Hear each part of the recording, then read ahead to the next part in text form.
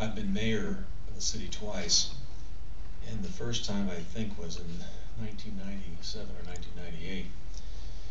And I recall that Gene Gedman, who was president or the chair of the Airport Commission, and I had taken the pulse of the community,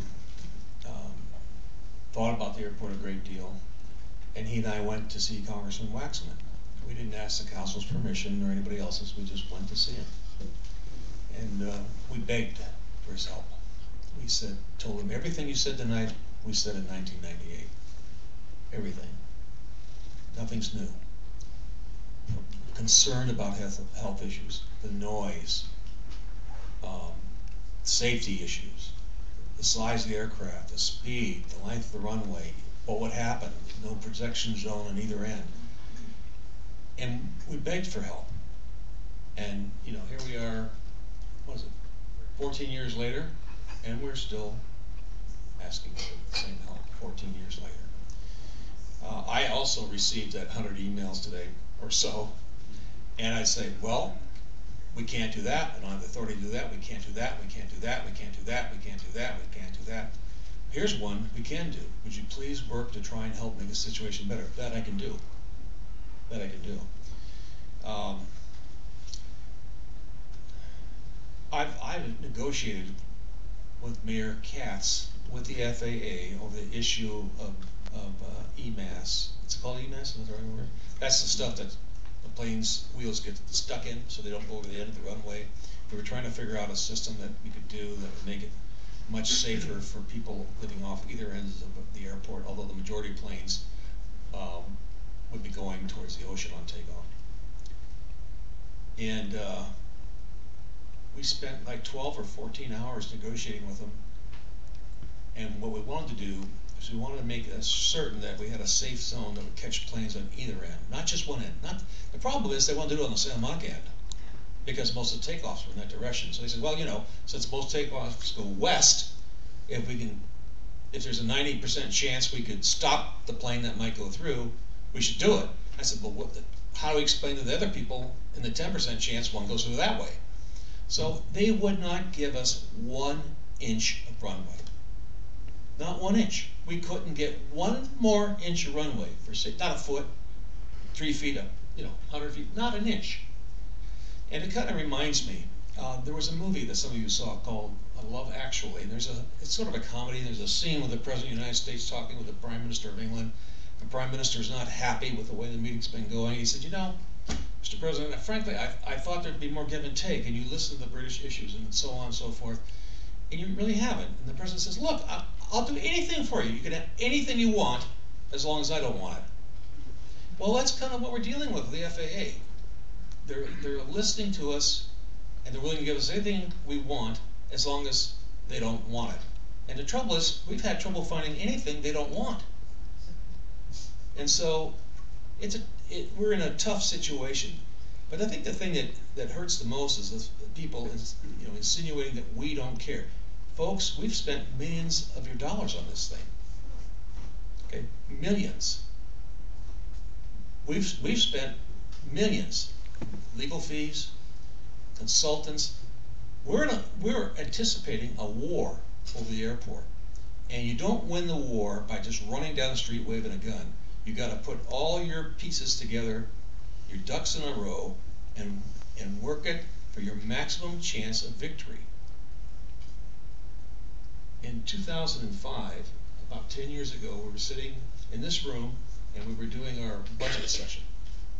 And we were talking about the things the staff should be working on in the next year. And I said, and we all agreed we were talking about it. The airport. Do you realize in only 10 years' time, 2015 will be here, in 10 years' time. Folks, we've been working on this at least since 2005. And Rod's predecessor was working on it. We've been meeting on this, we've been talking about this, we've been putting pieces together on this, and we've been doing this for a long time and years. And other people have come and gone from this council. Think about it. The council in 81 passed a resolution, the council in 84 gave us away. Right? If in 81 was the time that the airport shouldn't continue, then we wound up with an agreement that extended its life, from 84 to 2015 at least.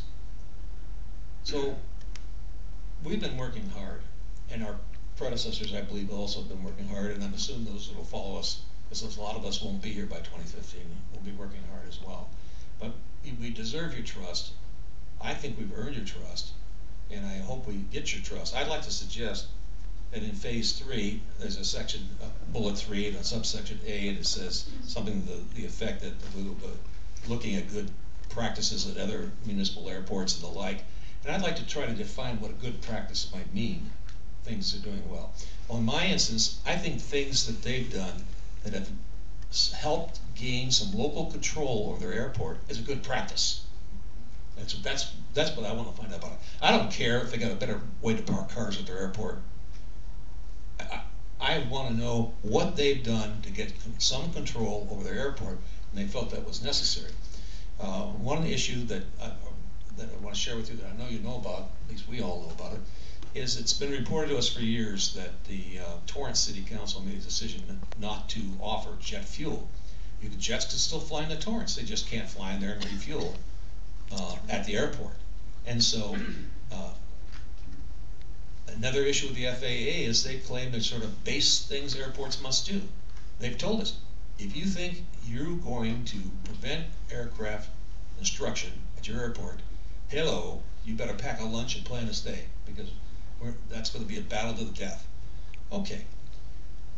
Out at Torrance, get to stop selling jet fuel. Maybe we could learn something from them. It's worth finding out. Maybe it has somehow affected the number of flights in their airport or not. I don't know. The other thing is, I think we need to do is staff needs to analyze the types of leases we have at the airport. We've got all kinds of leases out there doing different things. I think there's gardening companies out there, and the ambulance company was out there for a while, and chauffeurs and liveries and stuff. But obviously, some of the leases have a direct effect upon airport operations. And if these leases remain or don't remain, what are the issues involved? How would they affect operations? How would the FAA react? What would they do? I'd like to know a lot more about that before 2015. So I guess my message to you is, we're trying to put our ducks in order, and I think we're doing well at it. And believe me, some of the speakers who are here tonight, I wouldn't tell you what our strategy is to save my life. Because it wouldn't be confidential for 5 minutes. And so we're going to do our best. We're going to work with our lawyers and the other ones that we've hired on occasion. You guys realize there's only one law firm, I think, in the world that's ever been up against the FAA. I think that's true. And we have hired them. We hired the only ones who had won a Part 68 proceeding. The only one that ever won against the FAA. Anything. I mean, there are a number of law firms that do aviation law with the FAA, as I'm sure. But this is the only one that ever won a Part 16, which is important. They actually won. So we're hard at work, and that's where we are. So I appreciate if we look at those leases, analyze them, what the benefits are, and how they will affect us in the future, and especially look for the good practices that help restore and maintain some local control over airports. And I'd ask the public, and thank you for all the emails. Thank you very much for all of them. There's far too many to reply to, and I don't personally like to send out automatic replies. I like to say something if I can, like thanks for the email, or or whatever. But thank you very much. I hope you'll tell your friends that we're working hard at it. And, if I were you, I'd relax and let us worry more, because you shouldn't ruin your lives worrying about it when we're already doing that. Thank you. Thanks, Dr. Holbrook.